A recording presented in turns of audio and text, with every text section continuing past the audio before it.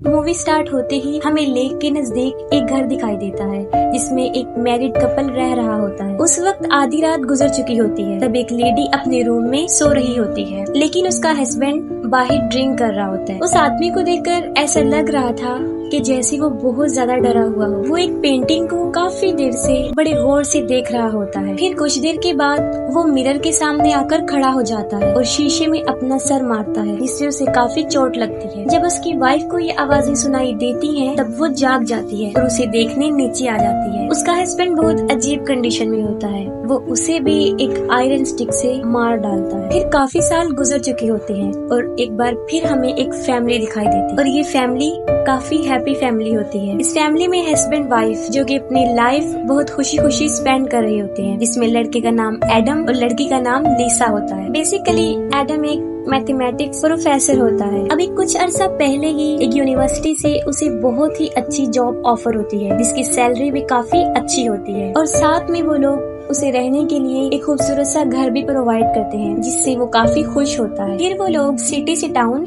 उस घर में आकर शिफ्ट हो जाते हैं। दूसरी तरफ मेलिसा प्रेग्नेंट होती है, जिसकी वजह से वो दोनों बहुत खुश होते हैं। इस बात को लेकर उन दोनों के दरमियान काफी डिस्कशन होती रहती थी कि वो बेबी बॉय होगा या फिर गर्ल। अगर बेबी बॉय हुआ तो उसका नाम एडम जूनियर रखा जाएगा और अगर बेबी गर्ल तो उसका नाम लिजा जूनियर। वो लोग अपनी लाइफ में बहुत खुश होते हैं और मजीद इस घर की वजह से। उनका घर बहुत ही खूबसूरत और काफी बड़ा होता है और वो लोग अपने बेबी के लिए उसका रूम भी चूज कर लेते हैं। और उसी दिन लिसा की बहन विकी ने उनके लिए एक गिफ्ट भेजा होता है और उसमें एक माइस्टीरियस बॉक्स होता है। एडम उस बॉक्स को ओपन करने की काफी कोशिश करता है, लेकिन वो उसे नहीं खुलता, जिससे वो उन्हें लगता है कि शायद विकी ने उनके साथ कोई मजाक किया हो। मगर फिर भी वो उस बॉक्स को रख लेते हैं और अगले दिन एडम अपने काम पर चला जाता है। लेकिन जाने से पहले वो लिसा को कुछ इंस्ट्रक्शन देता है कि वो अपना ख्याल रखेगी और वो वेट भी नहीं उठाएगी, खास तौर पर बेबी क्रिब, क्योंकि अभी तक उन्होंने बेबी के रूम की सेटिंग नहीं की थी। और वो ये भी कहता है कि हम दोनों मिलकर उसे सेट कर लेंगे। लेकिन जब एडम चला जाता है तब लिसा खुद को बहुत ज्यादा बिजी कर लेती है। वो बेबी रूम की काफी सेटिंग कर लेती है, इवन के बेबी क्रिब को भी, क्योंकि उसे नहीं लग रहा था कि वो क्रिब इतना हैवी है। फिर उसका जहन उस बॉक्स की तरफ जाता है जो एडम से ओपन नहीं हुआ था। और यहाँ पर एक अजीब चीज ये होती है कि लिसा से वो बॉक्स इजीली खुल जाता है और जब वो उसे ओपन करती है तो वो बिल्कुल खाली होता है। फिर वो उस बॉक्स को रख देती है और वॉक पर चली जाती है। तब उसे एक औरत नजर आती है जो रो रही होती है और उसकी बॉडी पर भी ब्लड लगा होता है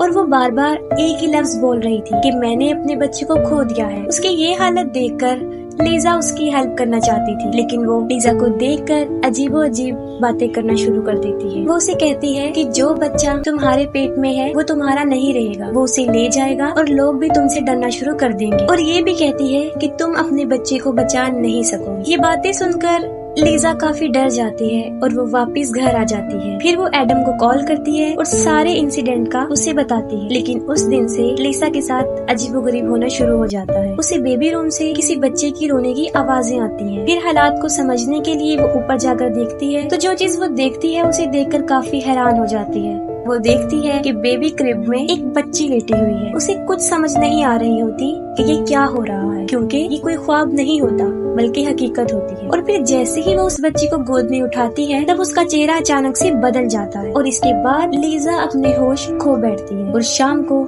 जब एडम घर वापस आता है तो वो देखता है कि लिजा काफी जख्मी हुई है और उसका काफी खून भी निकल चुका होता है। वो फौरन उसे हॉस्पिटल लेकर जाता है। फिर लिजा तो बच जाती है, लेकिन उसका मिसकैरेज हो जाता है। और इससे भी ज्यादा अफसोसनाक बात ये होती है जब डॉक्टर उसे बैड न्यूज सुनाती है कि लिसा अब कभी भी मां नहीं बन सकेगी और शायद उसका मिसकैरेज कोई हैवी चीज उठाने से हुआ है, जिससे एडम को ये लगता है कि शायद ये बेबी क्रिब की वजह से हुआ। और उसने लिसा को मना किया था, लेकिन उसने उसकी नहीं मानी। ये बात सुनकर लिसा की बहन विकी भी उनके घर आती है और वो ये डिसाइड करती है कि वो कुछ दिन लिसा के साथ ही रहे ताकि लिसा जल्दी से अपनी नॉर्मल हालत में वापस आ जाए। इस वाकये के बाद एडम कई मर्तबा लिसा से ये पूछने की कोशिश करता है कि ऐसा क्यों हुआ और उस दिन ऐसा क्या हुआ था, क्या उसने वाकई कोई हैवी चीज उठाई थी। जिसके जवाब में लिसा उसे सच बता देती है, वो जंगल वाला इंसिडेंट, वो स्ट्रेंज वुमेन, फिर बेबी के रूम से बच्चे के रोने की आवाजें और वहाँ पर उस छोटे बच्चे का मिलना। और जैसे ही उस बच्ची को गोद में उठाया उसे कुछ भी याद नहीं रहा, क्योंकि तब वो अपने होश खो बैठी थी। यहाँ पर एक बात तो क्लियर हो जाती है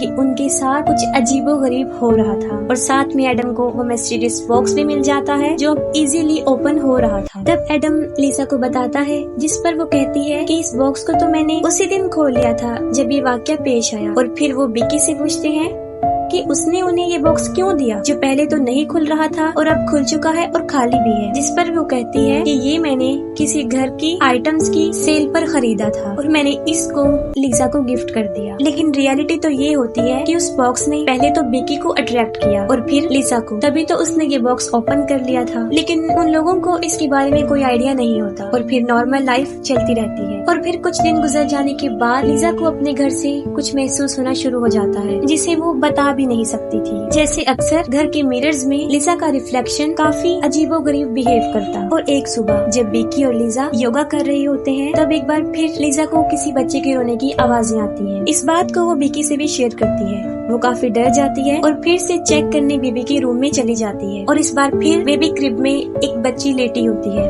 लेकिन अब वो पहले से बड़ी हो चुकी होती है। और अजीब बात तो ये होती है कि वो सिर्फ लिसा को नजर आ रही होती है, बिकी को नहीं।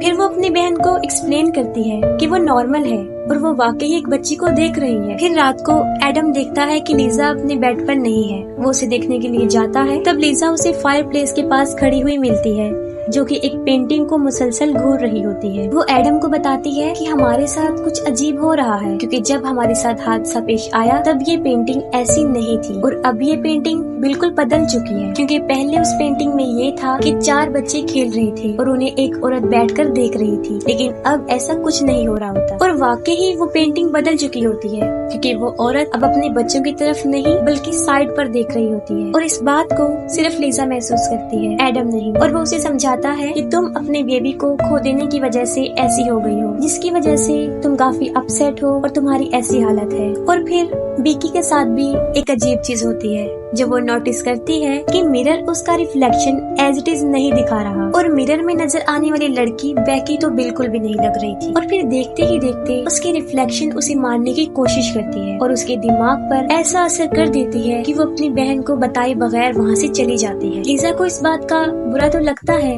लेकिन ये उसके लिए कोई नई चीज नहीं थी, बल्कि ऐसे इंसिडेंट तो उसके साथ हो रहे थे। और साथ में उसे हमेशा एक छोटी बच्ची भी दिखाई देने लगी जो उसे मामा कहती थी। लिसा इन सब से तंग आ चुकी होती है। वो एडम को कहती है कि हमारे इस घर में कुछ अजीब है, जैसे कि और वो इवल पावर्स है। और फिर वो कहती है कि आपकी यूनिवर्सिटी में एक प्रोफेसर डॉक्टर क्लार्क हैं जो कि एक अबनॉर्मल रिसर्चर हैं। शायद वो हमारी मदद कर सकते हैं। क्योंकि लिसा काफी डरी होती है और एडम उसकी बात मानकर डॉक्टर क्लार्क से मिल लेता है क्योंकि एडम तो इन बातों पर बिलीव नहीं रखता था। और वो डॉक्टर क्लार्क को कहता है कि वो लिसा का शक दूर करे। और जब डॉक्टर क्लार्क उनके घर में आते हैं तो उन्हें काफी अजीब चीजें महसूस होती हैं। असल में डॉक्टर क्लार्क बचपन से ही ब्लाइंड होते हैं, लेकिन उनके पास एक एबिलिटी भी थी। वो बचपन से ही पैरानॉर्मल चीजों को महसूस कर सकते हैं। और वो लिसा को कहता है कि जो भी तुम लोगों के साथ हो रहा है उसकी वजह ये घर नहीं है बल्कि कुछ और ही है। और फिर उसे उस मिस्टीरियस बॉक्स के बारे में पता चलता है और फिर वो ये बात समझ जाते हैं कि एक अननोन इविल पावर थी